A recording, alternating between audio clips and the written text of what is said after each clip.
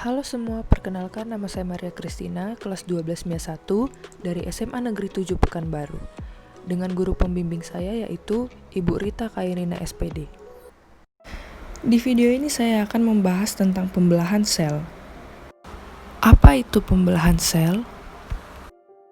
Pembelahan sel merupakan suatu proses yang membagi satu sel induk menjadi dua sel anak. Pembelahan sel terbagi menjadi dua jenis. Yang pertama ada pembelahan sel secara mitosis dan yang kedua ada pembelahan sel secara meiosis. Pembelahan mitosis. Mitosis adalah proses ketika sel somatik menggandakan kromosom dalam inti selnya untuk menghasilkan dua sel anak yang identik. Tahapan pembelahan mitosis yang pertama adalah profase. Membran inti mulai rusak dan membentuk bagian-bagian kecil. Benang-benang kromatin memadat menjadi kromosom. Yang kedua metafase, kromosom berjejer pada bidang pembelahan. Yang ketiga ada anafase, pemisahan kromatid dari bagian sentromer. Masing-masing kromosom ditarik oleh benang spindel menuju kutub yang berlawanan. Yang terakhir ada telofase, kromosom meregang dan membran inti mulai kembali bergabung. Yang kedua ada pembelahan sel secara meiosis. Pembelahan meiosis hanya terjadi di organ kelamin. Pembelahan meiosis berfungsi untuk menghasilkan sel gamet atau sel telur dan sel sperma. Melalui pembelahan ini akan dihasilkan sel anak yang mempunyai kromosom setengah dari kromosom sel induk.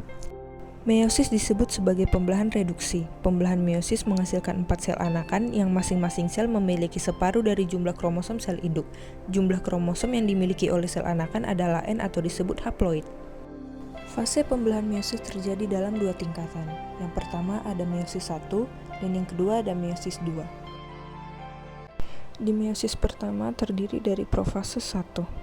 Benang-benang kromatin mulai memadat dan kemudian menjadi kromosom. Kromosom homolog selanjutnya berpasangan. Lalu ada metafase 1. Kromosom berjejer pada bidang ekuator. Lalu ada anafase 1. Kromosom mulai ditarik oleh benang spindel menuju ke arah yang berlawanan. Dilanjutkan dengan telofase 1. Tiap kromosom telah mencapai kutub pembelahan. Membran inti terbentuk kembali dan terbentuk dua sel anakan yang bersifat haploid. Selanjutnya meiosis 2 yang terdiri dari profase 1. Pasangan kromatid akan bergerak ke bidang ekuator. Lalu ada metafase 2, kromosom berjejer pada bidang pembelahan.